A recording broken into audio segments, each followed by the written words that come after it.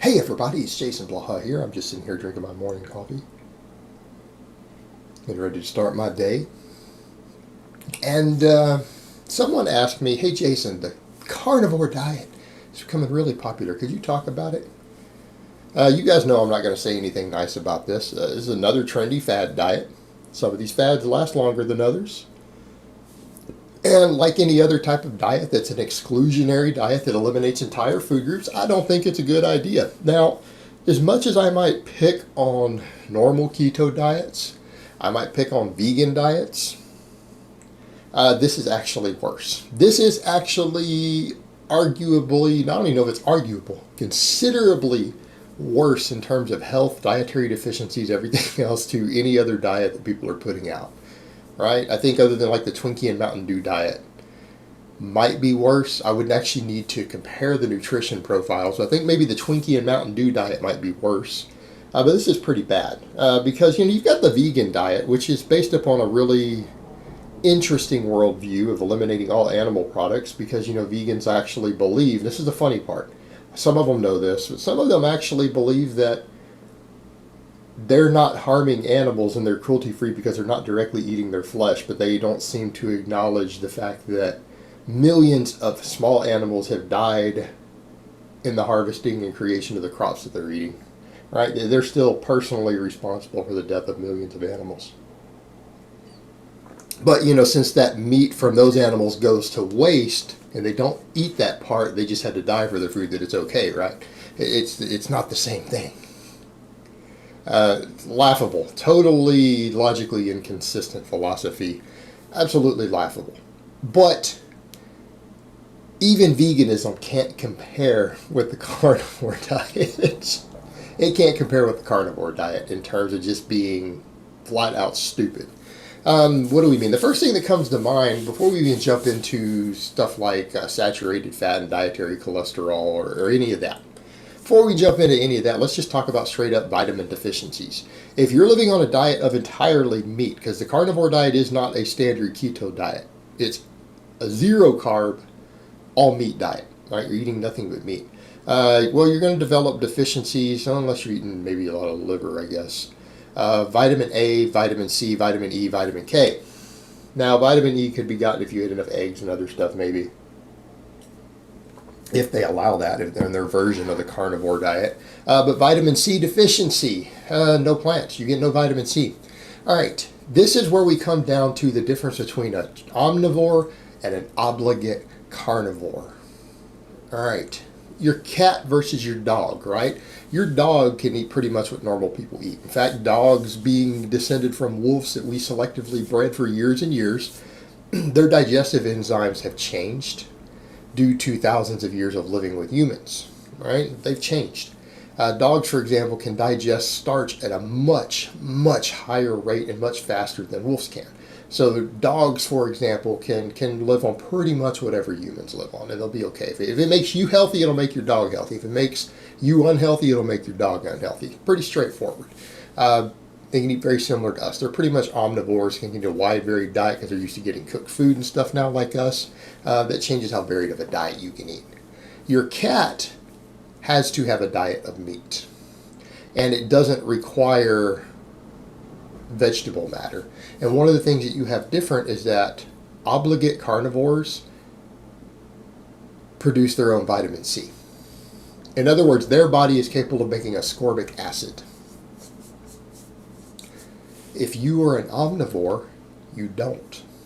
In other words, if you're a creature who routinely has access to plant matter, and it's just part of your normal diet, you do not produce vitamin C because vitamin C is found abundant.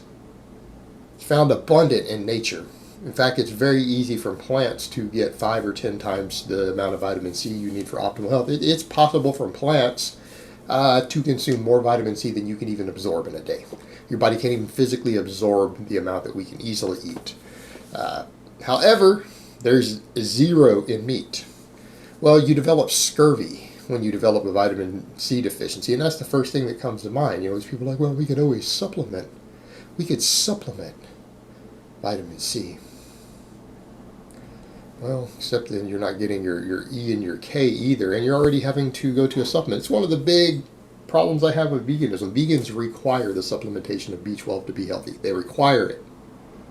I'm sorry, but any diet that has an absolute requirement that you take a synthetic vitamin in spite of eating large amounts of food, in other words, it's not like you're starving, you're not malnourished, you're just avoiding foods that contain things that you have to have for health and long-term survival. That's not a balanced or healthy diet. Right there, you've got to factor in the fact that it has no vitamin C. You're going to have to supplement it. You're probably going to have to supplement E and K also. I mean, vitamin K deficiency not only impacts, just like vitamin D does, your calcium and magnesium absorption and everything else, which you're going to be calcium deficient if you don't also include dairy on your carnivore diet. So falling real quickly away from meat. Right? The only way you're not going to develop a vitamin E deficiency is to eat a ton of eggs. Well, that's not meat. It's still keto. It's not meat. Only way you're going to get into vitamin C is to consume dairy, because there isn't very much in meat. There's more in plants than there is in meat. So calcium. Now you combine a calcium deficiency with a vitamin K deficiency, and long term you're going to get brittle bones. Going to cause heart problems. So we can kind of hop over to the other point in a minute about that. You're eating probably most of the time a very high saturated fat diet, right? Because otherwise you're eating no plant matter. You're going to get constipated eventually if you're eating nothing but lean meat. So you're going to have to eat a ton of fatty meat. Because all lean meat diet with no plant matter, you're going to have bowel problems eventually. And the whole thing just starts to get absurd, and you start going, oh man, if I'm gonna have to take either eat tons of saturated fat, which we know elevates LDL cholesterol, and you got keto people who try to argue, well, there's very low density and high density, there's two different types of LDL cholesterol. Well, that's not what the Atherosclerosis Society has kind of found out. They found out that all elevated LDL cholesterol for long periods of time is what leads to hardening of the arteries. So large amounts of saturated fat are a problem. Now, saturated fat in moderation is not linked with health problems. It's an excess. But if you're getting all your calories from fatty meat, you're going to be in excess. It's going to be unavoidable. You will long-term create a health situation that's going to impact you severely 15, 20 years down the road. You're going to get away with this diet for 5 years with no problems. Well, other than these other deficiencies.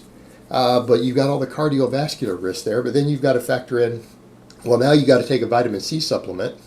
You probably need a calcium supplement. You need a vitamin K supplement, a vitamin E supplement. Before long, you're having to supplement all this stuff that you could have just gotten from eating more plants. And, again, you've either got to go really, really high fat, or you're going to need a fiber supplement.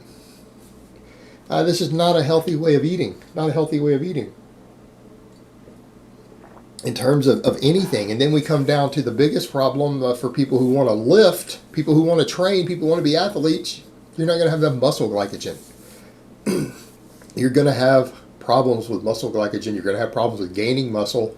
It's going to impact your performance. All the successful lifters you see who do even ketogenic diets, they all have carb loading days. Why do you think that is?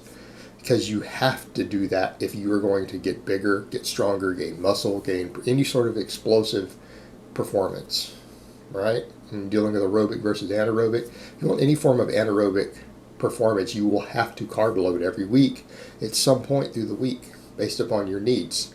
You can't do a straight carnivore diet without eventually losing muscle mass, without losing strength, without losing performance. It's unavoidable. So when you look at this whole dietary concept is absolutely insane. And I might like to pick on vegans, but with the popularity of this carnivore diet coming out, I think this is something that even I can see eye to eye with these vegans on and saying, okay, you guys are insane, but this is even more insane. Or insaner. I don't know. I think it's more insane. We have to be grammatically correct. So people want to know what I think about it. I think it's moronic. And I think when eventually enough people start dropping dead of it, doctors will get freaked out about it even more, and it will die off and people will quit doing it. That's what I think about it. But unfortunately, a lot of people are going to be harmed in the meantime from following this silly-ass fad diet. All right, guys, well, that's really all I have to say on that today. I hope it's been informative, and I will talk to you guys next time.